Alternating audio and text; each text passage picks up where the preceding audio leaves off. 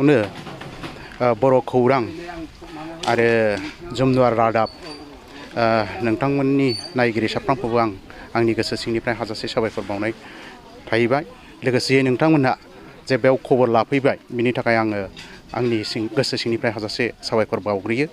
जे दिनैनि हाबाफारियानो जाहैबाय गसाइगाव जिल्ला दुलाराय गुदि बाथौ आफादनि 5थि बोसोरसालि गायसन सान फालिथाय। दा बे गायसन सान फालिथाय बिनि माखासे हाबाफारिखौ जों एसे आगोलावसो जोङो जागायजेनबाय।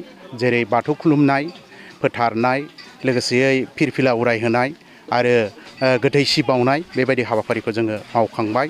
दा बिनि उनाव जोंहा नैबेवहाय मोनसे हाबाफारि दंबावो, बेखौ दसे समनि उनावनो जों आरम्भ खालामगोन।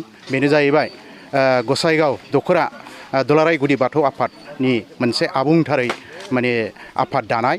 दा बे हाबाफारिखौ जोङो गासै जोंनि बे गसाइगाव दख'रानि सिङाव थानाय गोबांथार गामिनि जेनाखि गावबुरा जोंनि बाथौ सिबियारिफोर बिथांमोनखौ लानानै जोङो बे आफादखौ मोजांथारै दागोन, जाहाथे इयुन समाव जोङो बाथौ धोरोमखौ जोंनि बे ओनसोलाव थानाय बा गुबुन जायगायाव थानाय बाथौ सिबियारिफोरनो जाहाथे जोङो मोजां मोनसे सिबिनायनि बा बेखौ खुलुमनायनि, बेखौ आजावनायनि बेबस्थाफोरखौ जोङो जाहाथे खालामलायनानै लानो हायो। बिनि थाखाय जों बेफोरखौ मावनानै लानो सानदों।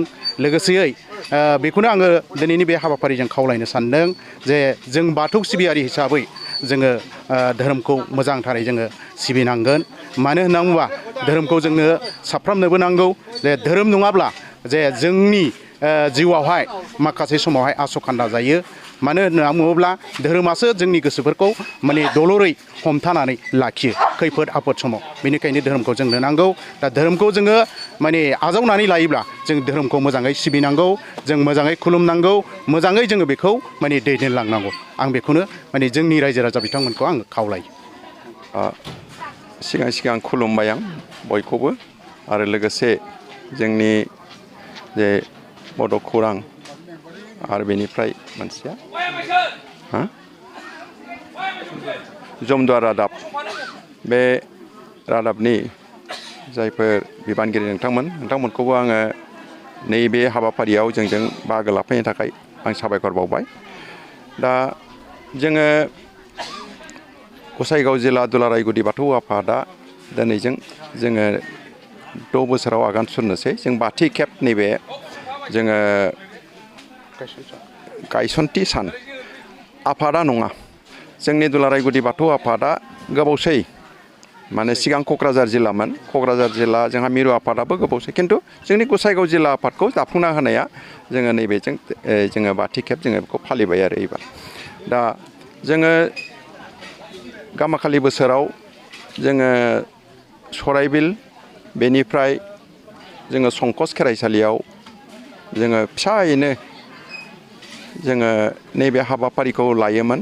देग्लाय जों सानदों मा बोथोरफ्राबो मोजां जाबाय, कभिड-19निबो बाराद्राय हयथ' गिनांगौ गैलिया। दा ओंखायनो बादा होबथानायबो गैलिया। दा ओंखायनो जों सानदों जोंनि जे बाथौ आफाद गुदि बाथौ आफादा जाहाथे जोङो बे जोंनि गायसनथि सानखौ फालिनायजों लोगोसे जोङो गामि गामि थांनानै गुबुन गुबुन जायगायाव थांनानै जोंनि जे आफादफोरखौ, जोंनि धोरोमनि बाथ्राफोरखौ जों रायजोनि सिगाङाव जाहाथे फोरमायनो हायो गायसनथि सान फालिनायजों लोगोसे। दा बेखौनो हास्थायनानै जों गिबि खेब जोङो सराइबिल संकसनि बाहेरायाव ओंखारबोनानै जों दिनै बारजा बिलनि जेनेबा गेलेग्रा फोथाराव जोङो देग्लाय लाबोबाय। दा जोंनि बे गायसनथि साना जाहैदों 20 आगस्ट। दा बे 20 आगस्टखाय जों बोसोरफ्रोमबो बे 20 आगस्टआव जोङो बे गायसनथि सानखौ जोङो फालियो आरो गसाइगाव जिल्ला आफादा।